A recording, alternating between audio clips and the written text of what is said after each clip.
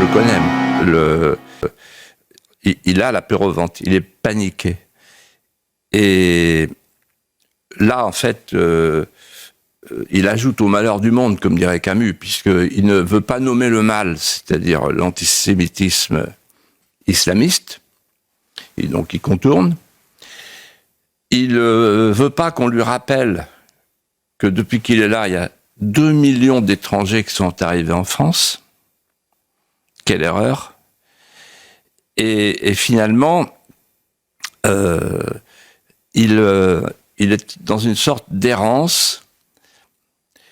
Les historiens, peut-être, le compareront un jour au dernier empereur romain, qui s'appelait Romulus Augustule, portait les deux noms magiques.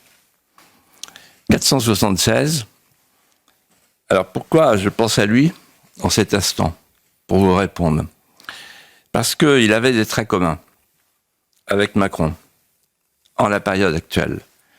Il avait face à face la Romanitas et la Gothia, c'est-à-dire les Goths, les Romains et les barbares, les possessores, les clarissimi, etc., les patriciens romains qui ne voulaient pas obéir, qui ne voulaient plus obéir à l'empereur, de plus en plus faible, et les barbares, le barbaricum, les Goths, notamment les Ostrogoths. Touche pas à mon ostrogoth.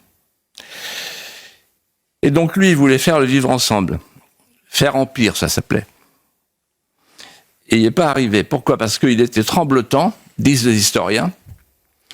Il était pusillanime et il promenait, je cite un historien romain, il promenait sa luciole chancelante dans les ruines fumantes de Ravenne, puisque l'Empire n'était même plus à Rome. Et ça me fait penser à une phrase de Péguy. Un peuple, quand il sent que le prince tremble, il n'obéit plus. Et il ajoutait, le peuple est poignard. Il veut la poigne. Et le bon sens. Et là, Emmanuel Macron, il est perdu. C'est-à-dire, il est ballotté, il ne sait plus où aller, parce que il voit ce qu'il a réalisé, son grand œuvre, il est là. La société multiculturelle. Dors-tu content, Voltaire, et ton hideux sourire voltige-t-il encore sur tes os décharnés?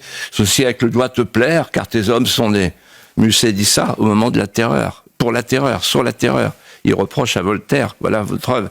On pourrait dire à Emmanuel Macron, voilà ta société multiculturelle. On a beaucoup parlé, Philippe de Villiers, de l'universalisme à la française cette semaine. C'est quoi, selon vous, l'universalisme à la française? La France est une vieille nation. Bainville disait, la France c'est mieux qu'une race, c'est une nation. Mais d'un genre singulier. La France, elle n'est pas un ensemble pluriculturel, elle ne peut pas l'être, elle est pluriethnique.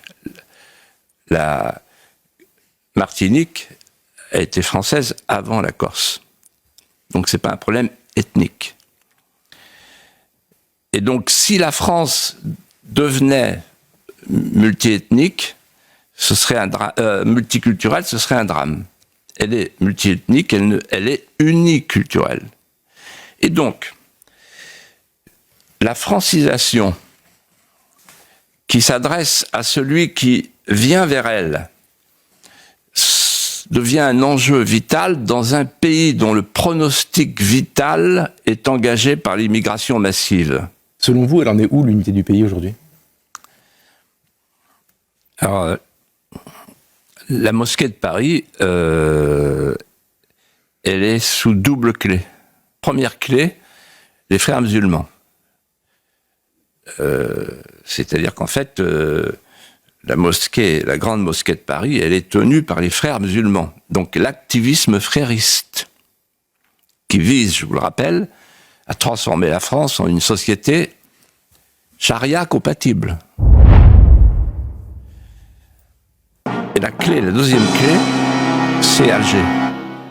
C'est un État, c'est l'Algérie, parce que c'est l'Algérie qui commande à la mosquée de Paris. Et qu'est-ce qui s'est passé là avec ce double jeu, l'imam et le recteur, l'un qui proclame et l'autre qui dément? C'est un jeu. Pourquoi? Parce qu'il s'agit pour eux, en accord avec l'Algérie et avec les frères musulmans, de dire aux banlieues et aux musulmans des banlieues, je cite Boualem Sansal, regardez-les, c'est tous des racistes, et regardez-vous, vous êtes des victimes. Et enfin, regardez vos frères musulmans, vos frères islamistes, ils sont devant vous pour vous défendre. En d'autres termes, il s'agit d'organiser peu à peu la jonction entre les musulmans modérés qui ne veulent pas entendre parler de l'islamisme, qui veulent vivre en France comme les Français, on vit à Rome comme les Romains, et les islamistes qui veulent absolument faire basculer l'ensemble des cités vers le frérisme. Voilà l'enjeu de ce qu'on vient de vivre. Et c'est dommage que les hommes politiques soient à ce point des ignares du fait religieux, de tout le fait religieux, que ce soit n'importe quelle religion, au point de ne pas savoir lire entre les lignes. Il paraît sûr de lui, mais au fond, moi je le connais, il a la peur au ventre, il est paniqué.